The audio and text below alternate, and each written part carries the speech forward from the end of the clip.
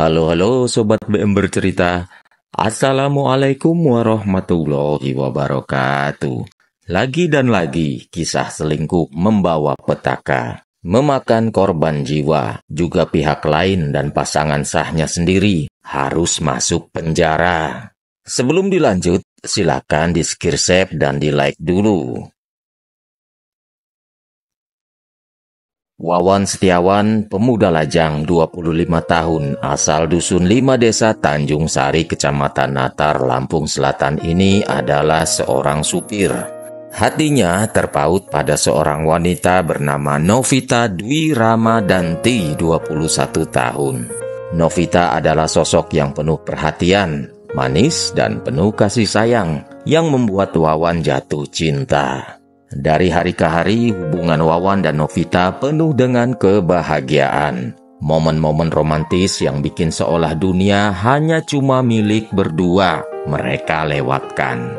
Tapi ada satu kenyataan pahit yang bikin hubungan Wawan Novita jadi rumit. Novita sudah menikah, suaminya Ardi Kurniawan 24 tahun tinggal bersama Novita di sebuah kontrakan di Desa Tanjung Waras, Kecamatan Natar, Lampung Selatan. Walau secara hukum Ardi, Novita masih terikat dalam pernikahan, tapi rumah tangga mereka jauh dari kata harmonis. Tidak banyak yang tahu detail tentang kehidupan mereka, termasuk sudah berapa lama mereka menikah atau apakah mereka sudah memiliki anak. Tapi yang jelas Novita merasa pernikahannya terasa kosong, hambar, hampa, walau mereka tinggal serumah. Ardi si suami tipe lelaki cuek, yang tidak memberikan perhatian yang cukup kepada bininya sendiri. Rumah tangga Ardi dan Novi benar-benar hampa daripada berbahagia. Di tengah kehampaan itulah Wawan hadir sebagai oasis di padang gersang. Wawan penuh perhatian dan kehangatan. Bersama Wawan, Novita merasakan sesuatu yang sudah lama hilang. Wawan adalah cinta yang sesungguhnya untuk Novi, penuh perhatian dan sering menjadi teman curhat. Novita menemukan kebahagiaan yang selama ini dicarinya. Hubungan mereka semakin erat, walau Wawan dan Novita sadar bahwa ini adalah forbidden love, cinta terlarang.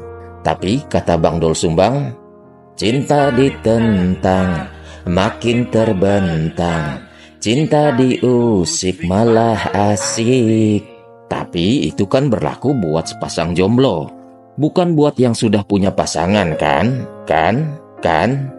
Mereka menjalin hubungan dengan sangat hati-hati, berusaha supaya tidak ketahuan pihak lain, terutama Ardi, suami Novita. Wawan dan Novita sering bertemu secara rahasia untuk menyembunyikan hubungan ini. Walau Ardi ini orangnya apatis dan gak perhatian sama istrinya, tapi dia mulai mencium sesuatu yang janggal. Ardi mulai memperhatikan perubahan sikap Novita yang sering keluar rumah dengan alasan cari udara segar atau pergi ke rumah kawan-kawannya. Seiring waktu, firasat Ardi semakin kuat. Ada sesuatu dalam sikap Novita yang membuatnya heran.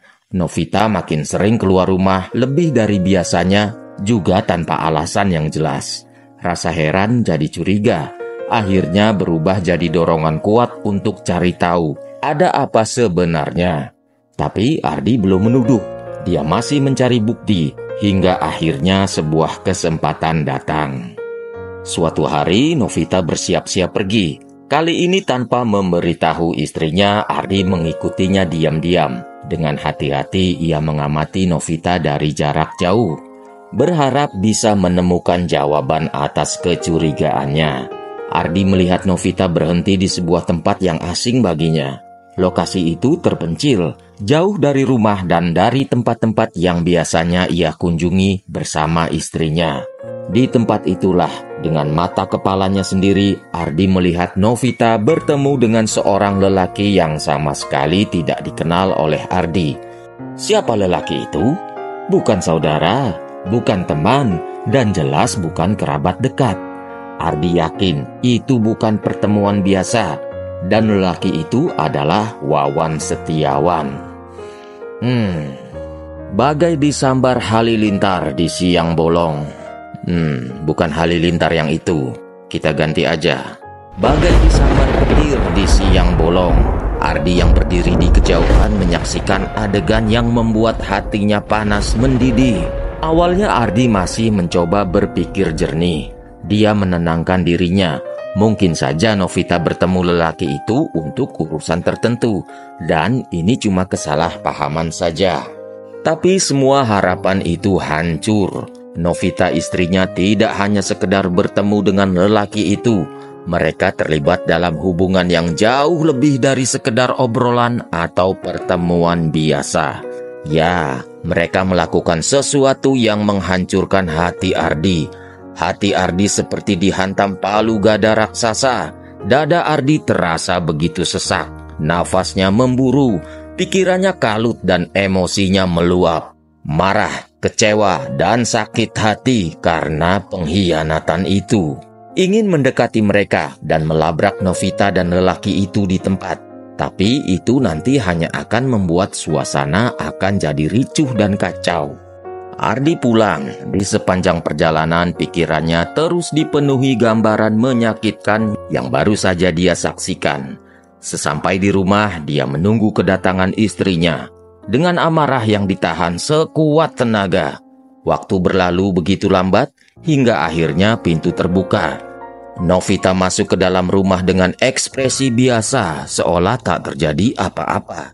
Tapi begitu ia melihat wajah suaminya yang penuh kemarahan, dia tahu bahwa ada sesuatu yang tidak beres. Sebelum Novita sempat berkata apapun, Ardi langsung menghujaninya dengan pertanyaan-pertanyaan. Pertanyaan yang tak bisa lagi dia hindari. Dari mana kamu? Siapa laki-laki itu? Sudah berapa lama kamu melakukan ini? Suasana rumah yang sebelumnya sepi berubah menjadi medan pertempuran. Novita yang sudah kepergok tetap berusaha mencari celah untuk membela diri. Tapi hal yang tak terduga terjadi. Aku memaafkan kamu, kata Ardi. Walau terkejut, Novita tak menyangka bahwa setelah semua yang terjadi, Ardi bisa memaafkannya. Novita tahu bahwa kesempatan ini tidak akan datang kedua kali, dan luka hati Ardi tidak akan sembuh dalam sesaat. Setelah pertengkaran hebat itu, Novita merasa sangat bersyukur karena Ardi masih mau memberinya kesempatan kedua. Dengan penuh penyesalan, ia berjanji tidak akan mengulangi perbuatannya lagi. Ia bersumpah tidak akan lagi menghubungi Wawan dan berusaha untuk menjadi istri yang lebih baik lagi. Meskipun masih terluka, Ardi memilih untuk percaya kepada Novita. Mereka berdua sepakat untuk memperbaiki pernikahan yang hampir hancur itu. Meski bayang-bayang pengkhianatan masih menghantui Ardi setiap hari, ia berusaha untuk melupakan luka itu dan membangun kembali kepercayaan yang telah runtuh. Dia berharap bahwa dengan cinta dan komitmen, mereka bisa melewati masa-masa sulit ini. Yeay. Tapi dunia ternyata tidak semudah itu memberi kesempatan kedua. Hari Minggu 8 Agustus 2024, sekitar jam 12, sebuah pesan masuk ke WhatsApp Novita. Itu dari Wawan. Halo, kamu kemana aja? Kok nggak ada kabar? Aku kangen sama kamu. Ayo kita kencan. Tapi apesnya, pesan itu lebih dulu dibaca Ardi. Dan saat itulah amarah Ardi seketika menggelegak. Berani-beraninya Wawan masih menghubungi istrinya. Padahal Novita sudah berjanji akan mengakhiri semuanya. Tetapi ternyata bayangan Wawan masih ada di kehidupan mereka. Novita yang menyadari suaminya membaca pesan itu langsung panik. Wajahnya pucat. Dia tahu kali ini tidak akan ada kata maaf. Sorry, no sorry. Dan benar saja, dengan suara yang bergetar oleh amarah, Ardi menatap Novita tajam. Balas pesan itu, katanya dingin. Bilang sama dia, kalau kamu mau ketemu dia di kontrakan kita. Suara Ardi meninggi, tatapannya tajam menusuk. Novita gemetar saat mengambil ponselnya. Dia tahu itu bukan ajakan biasa. Ardi punya rencana, dan rencana itu bukan sesuatu yang baik. Ketakutan mulai merayapi dirinya. Ia mencoba menenangkan Ardi, meyakinkan bahwa ia sudah menjauhi Wawan dan tidak ada lagi yang perlu dikhawatirkan. Tapi Ardi yang sudah dibakar oleh amarah justru semakin kalap dan menuduh Novita mau melindungi Wawan. "Aku nggak melindungi siapa-siapa, Bang. Aku cuma nggak mau ada kekerasan." Tapi ini membuat Ardi makin menduga istrinya masih punya perasaan pada Wawan. Kemarahan Ardi semakin memuncak. Jika Novita tidak menurutinya, maka ia tidak akan segan-segan melakukan sesuatu yang jauh lebih buruk. Mendengar ancaman itu, Novita yang ketakutan akhirnya menuruti perintah suaminya. Dia mengetik pesan dengan gemetar, "Ayo kesini aja di kontrakanku, suamiku lagi nggak ada." Beberapa menit kemudian Wawan membalas, "Seriusan nih?" "Oke, aku kesana," jawab Wawan antusias tanpa tahu maut sedang menunggunya. Ardi sudah tidak bisa menahan amarahnya. Merasa tidak bisa melaksanakan rencananya sendirian, Ardi lalu menghubungi seorang rekannya, Ricky, yang tinggal tak jauh dari rumah Ardi. Ricky atau Rocky dikenal sebagai seseorang yang tidak banyak tanya kalau sudah berurusan dengan kekerasan. Begitu Ardi menceritakan betapa sakit hatinya, betapa ia ingin menghabisi nyawa selingkuhan istrinya, Ricky mengangguk pelan dan berkata, "Tenang bro, gue bantu." Dan jebakan yang mengerikan pun mulai mereka persiapkan. Wawan tanpa sadar sedang berjalan menuju akhir hidupnya. Jam 4 sore, begitu Wawan sampai di depan kontrakan Novita, dengan semangat dan tanpa sama sekali menyadari bahwa tempat yang seharusnya menjadi surga untuk pertemuan rahasia ini, justru akan menjadi neraka terakhir dalam hidupnya. Dia memarkirkan motor Yamaha RX King-nya, lalu berjalan dengan langkah ringan ke depan pintu. Dengan penuh antusias, ia mengetuk pintu. Novita hampir tidak bisa bernapas, lututnya gemetar, keringat dingin membasahi pelipisnya. Dengan senyum yang dipaksakan karena ketakutan yang luar biasa, Novita akhirnya membuka pintu. Begitu melihat wajah Wawan yang penuh senyum dan antusias, hatinya semakin nyeri karena Wawan sama sekali tidak mencium bahaya yang sedang menunggunya. Wawan menyapa dengan suara lembut, dengan bibir yang sedikit gemetar. "Halo." Novita memaksakan senyum yang nyaris seperti tangisan.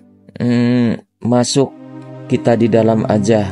Tanpa curiga sedikit pun, Wawan langsung masuk ke kamar, berpikir bahwa mereka akan menghabiskan waktu romantis seperti biasanya. Dia sama sekali tidak menyadari bahwa setiap langkah yang ia ambil adalah langkah menuju kematiannya. Saat Wawan melewati pintu kamar, tiba-tiba dari dalam kamar lain, dua sosok lelaki muncul dengan gerakan cepat. Ricky langsung mencekik leher Wawan dari belakang. Ardi menghantam tubuhnya, menjepitnya ke dinding. Apa-apaan ini?" Wawan meronta, mencoba melepaskan diri. Tapi cengkraman mereka terlalu kuat. Ricky yang sudah gelap mata mengambil kayu balok yang sudah disiapkan sebelumnya. Dia hantam ke dada sampai Wawan limbung. Pukulan kedua membuatnya tersungkur ke lantai. Mulutnya mulai mengeluarkan darah. Dua pukulan berikutnya benar-benar membuatnya sekarat. Nafasnya tersenggal, tatapannya mulai kosong. Tapi Wawan tetap berusaha bertahan. Hingga akhirnya beberapa hantaman balok terakhir ke tengkorak kepala Wawan yang dilancarkan oleh Ardi setelah dia rampas balok itu dari tangan Ricky membuat semuanya berakhir. Tubuh Wawan melemas, matanya terbuka, dia tidak lagi bernapas. Wawan sudah mati, air mata membasahi pipi Novita. Tangannya bergetar, hatinya diliputi ketakutan yang luar biasa. Semua ini sudah terlanjur terjadi dan ia tak bisa mengubahnya. Wawan telah mati dan sekarang mereka harus menghilangkan jejak. Jam 5 sore mereka mempersiapkan rencana pembuangan jasad Wawan. Jam 7 malam, Ardi dan Novita yang telah membungkus jasad Wawan dengan kain sprei merah bermotif bunga-bunga. Mereka mengangkut jasad itu ke dalam mobil yang dipinjam dari tetangga dengan alasan ingin memindahkan barang. Sungguh nasib tetangga yang malang. Setelah lama mereka berkeliling, bingung mencari tempat membuang jasad. Akhirnya Ardi dan Novita memutuskan membuangnya di bawah jembatan Desa Wailayap, Kabupaten Pesawaran, Lampung.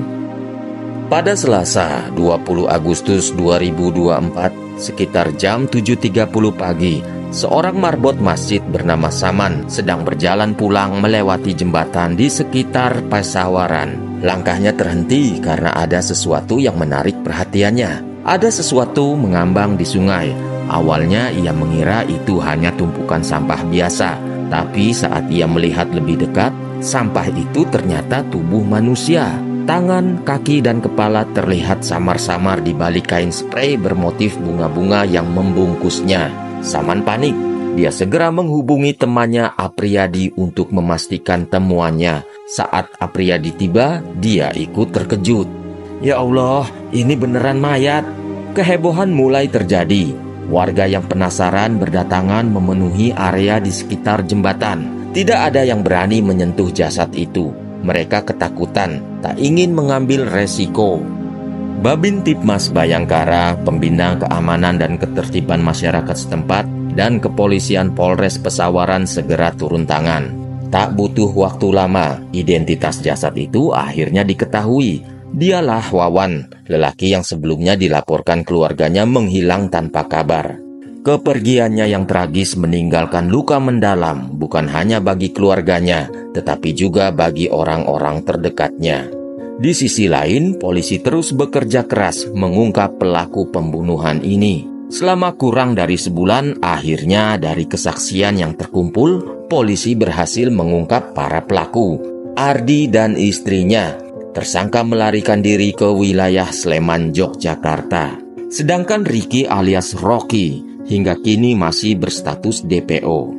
Atas perbuatannya, Ardi dan Novita dijerat dengan pasal pembunuhan berencana dan pasal pembunuhan dengan ancaman hukuman mati. Sebuah kisah tragis yang berawal dari pengkhianatan berakhir dengan malapetaka. Terima kasih sudah menyimak video ini. Wassalamualaikum warahmatullahi wabarakatuh. Bye-bye.